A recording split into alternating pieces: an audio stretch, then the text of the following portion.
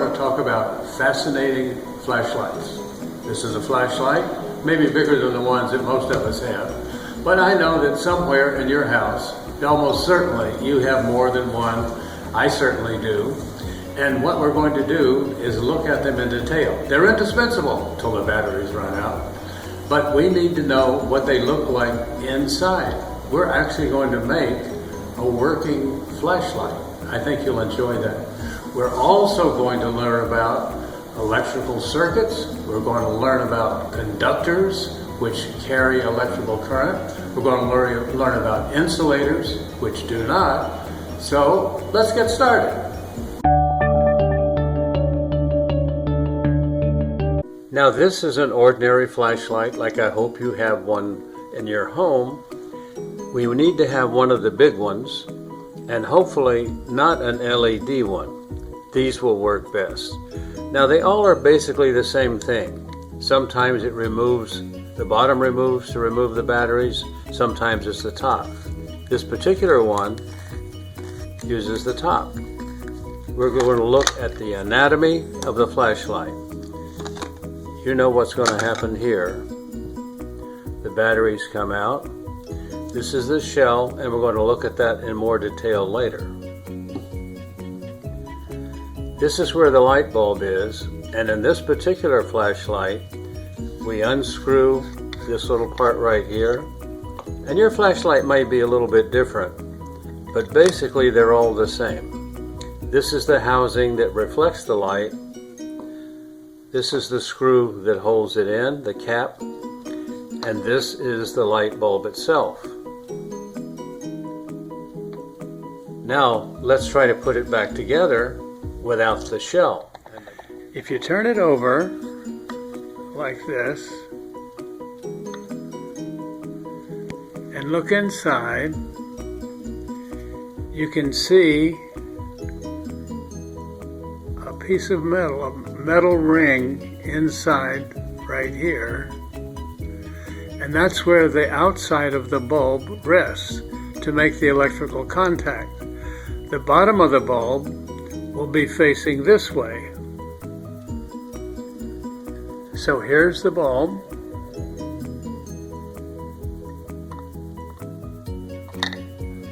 And it's secured in place by this piece, and you'll notice that there's a contact in the bottom there which will touch this tip and will conduct electricity back to here. Then I'll show you what happens next. Here's the shell of the flashlight. And it's a little hard to see, but down in the bottom there's a spring, which is the bottom of the battery, where the bottom of the battery attaches. Coming up the side is a strip of copper right there, and that's the switch. When that switch pushes up like this, that piece of metal moves up and touches the side ring of the bulb attachment.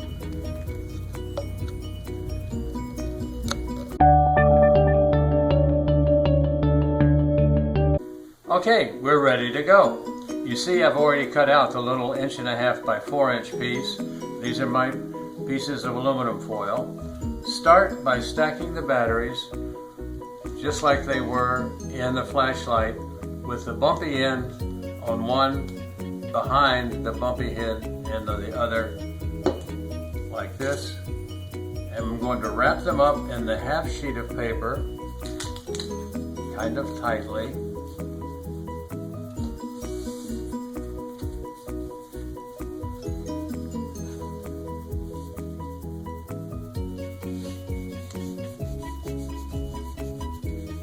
And I'm going to use Scotch tape to hold it together.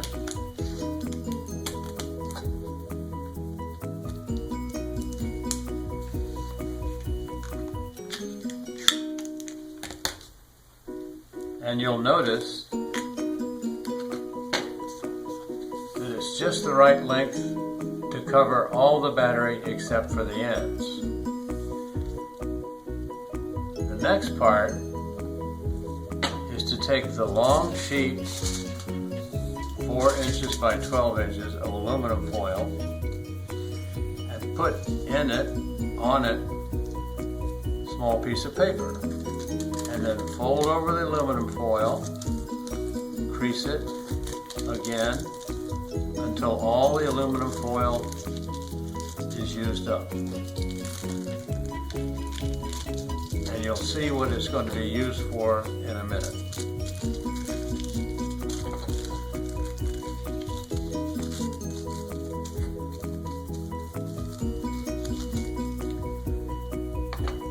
Now comes the pencil.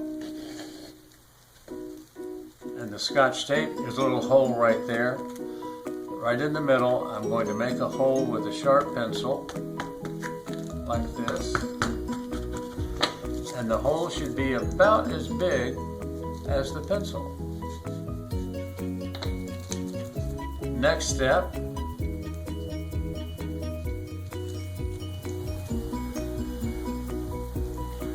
we're going to take the glass part of the bulb and push it through the aluminum foil with a paper around it, and that aluminum foil will make contact with the metal part of the bulb.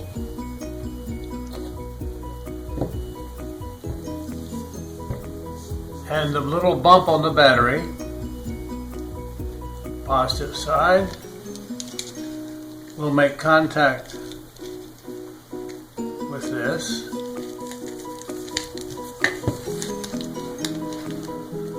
Hopefully. It's a little bit tricky.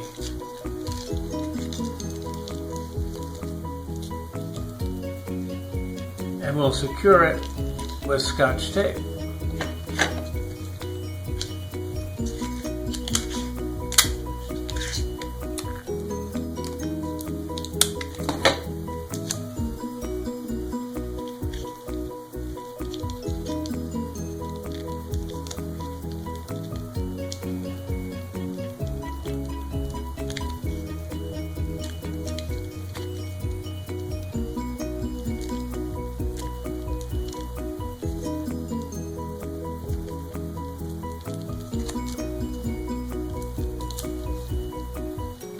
That should work. Now the last thing is to take this piece of aluminum foil, fold it in half, long ways, and we're going to make an aluminum wire. Fold it in half again,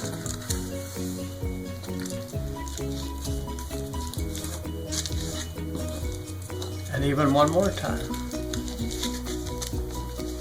Doesn't make any difference if it's perfectly flat. A piece of Scotch tape.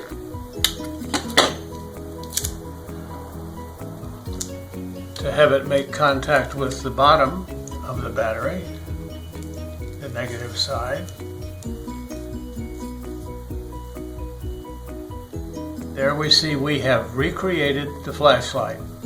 Now for a couple of other fun things, okay?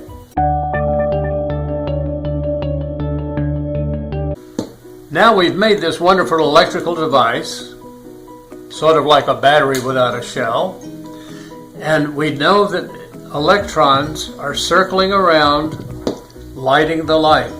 Electrons are gathering at the bottom of the battery. They'd love to get to the top, but they can't unless there is something that connects the two. In our case, a piece of aluminum.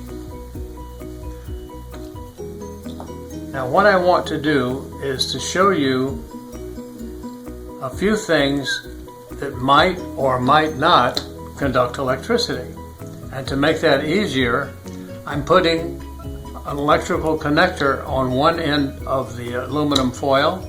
And just to show you it works, we're going to touch the other end of the connector to our flashlight.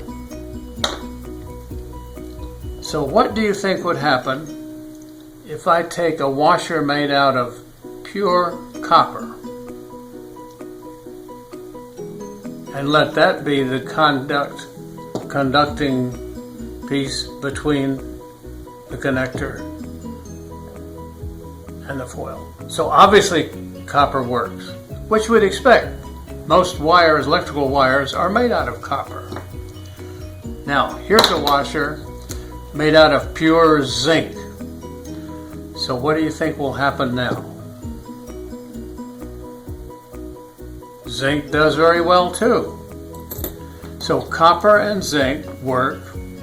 What do you think a copper coin will do? A penny, obviously, has, by the way, a penny is mostly zinc. It has a tiny bit of copper in it. What about a nickel? A nickel has a little bit of nickel, but also zinc and copper. Same thing. So zinc and copper obviously are very good. What about something like a paperclip? Now, what's a paperclip made of? Anybody know? Paperclip is mostly iron. Iron conducts electricity, for sure. Now look at this cup. This cup is called pewter. Pewter is like 99% tin. It's like tin foil, which we don't have anymore, or tin cans, which we don't use. So now we have tin. Obviously, tin conducts electricity too. All the time we're noticing a circuit. The electrons are running around like this. As long as there's a gap, electrons aren't working at all. They aren't running at all. As soon as we close the circuit, make the circle, the electrons flow.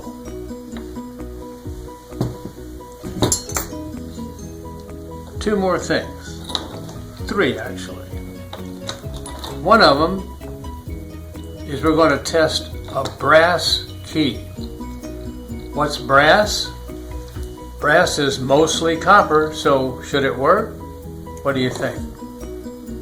Yes, indeed.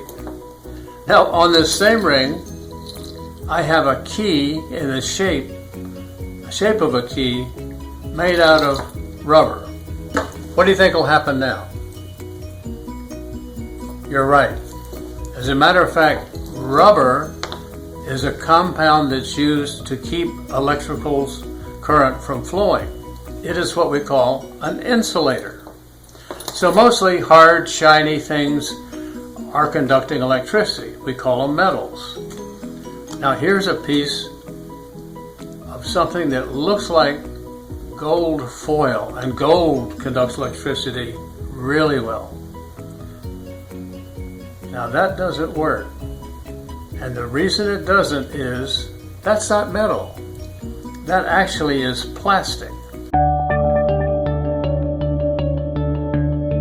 Well, that does it for another edition of Doc Harmon. Now, here's the challenge. Remember, if you build one of these models, I want you to test around the house to find things that do and do not conduct electricity, just like we did in the earlier segment. So long. See you next time.